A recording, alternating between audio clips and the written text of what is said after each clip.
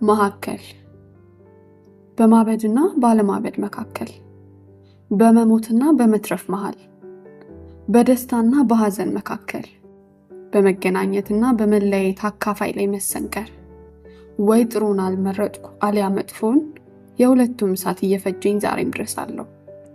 ሰው ደህና ናት ብሎ እንዳይቀርበኝ ወይ ለይቶላታል ብሎ እንዳይርቀኝ አጓጉል ሆኜ ቀረው። የሰዎች ፍቅር ወይም ጥላቻ ሳይሆን የውሸት ሐዘኔታቸው የማስመሰል ርህራሄያቸው ነው የተረፈኝ። በህይወቴ በጣም ደስተኛ ሴት ነበርኩ። እንዳሁኑ ከመሃል የቀረው አልነበርኩም። አንድ ጥግ መያዝን አውቅበት ነበር። ያኔ በራሴ ባይምሮዬ በልቤ የማዘዝ ሙሉ ስልጣን ነበረኝ። ይህ ስልጣን መቆየት የቻለው ግን ናትናኤል በህይወቴ እስኪመጣ ብቻ ነው። እሱን ካወቅኩ በኋላ ማንነቴ እንኳን ለሰዎች ለራሴም ጠፍቶኝ ነበር። ስሜን፣ ማንነቴን፣ ሰው መሆኔን ሁሉ የምወደው ከሱ ጋር ስሆን ነው።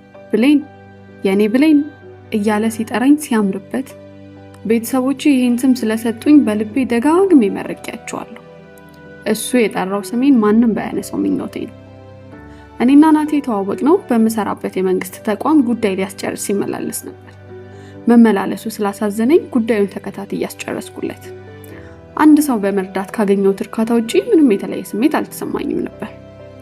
ለትብብርሽ ለምስጋና እንዲሆን ምሳ ካልጋበዝኩሽ አለ። ፍቃደኛ አልነበርኩም። የተለየ ነገር እንዳደረኩ ስላልተሰማኝ ምሳው ይገባኛል ብዬ አላሰብኩም። ጉዳዩን በማስጨርስበት ጊዜ የተለዋወጥነው ስልክ ግንኙነታችን ግላዊ ያደረገው። ከብዙ ጭቅጭቅ በኋላ አብረን ምሳ ልንበላ መስሪያ ቤት አካባቢ ያለ ሆቴል ተቀጣጠርን። ቦታው ላይ ቀድሜ የተገኘሁት እኔ ነበርኩ። ከ10-15 ደቂቃ በኋላ መጣ። ወደ ሆቴሉ ሲገባ ሞገሱ ቦታውን የተለየ ድባብ ሰጠው። ንጉስ አሽከሮችን አስከትሎ እንደሚሄደው አረማመዱ ኩራትና እርጋታ የሞላው ነው። ወንድ ነው። ትክክለኛ ሀበሻዊ ወንድ፣ እንደ አባቴ እንደ አያት አይነት ቆፍጠን ያለ ወንድ። አጠገቤ እንደደረሰ ቁጭ ባልኩበት ጉንጬን ሳመኝና ተቀመጠ። ፊቴ ስግል ተሰማኝ። ከፊቴ ጀምሮ እስከ ውስጥ እግሬ ድረስ ላባ ጠመቀኝ። ያደረኩት ክፍት ጫማ በላብ በረጠቡ እግሮቼ ሲሪስ ይታወቀኛል። ጭኖቼ ላይ ያስቀመጥኳቸውን እጆቼን አንስቶ ጠረጴዛ ላይ ከተቀመጠው ሶፍት ስቦ በላብ የተጨማለቁ እጆቼን ጠራረጋቸው። መደናበሬ በእጥፍ ጨመረ።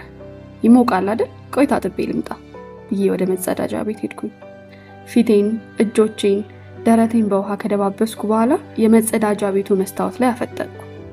እርግጠኛ ነሽ ብሌን አልኩኝ ድምፄን ቀስ አድርጌ። ራሴው ለጠየቅኩት ጥያቄ ጭንቅላቴን በመነቅነቅ ያወንታ ምላሽ ሰጠው። ከዛች የምሳ ቀጠሮ በኋላ ግንኙነታችን ጠነከረ።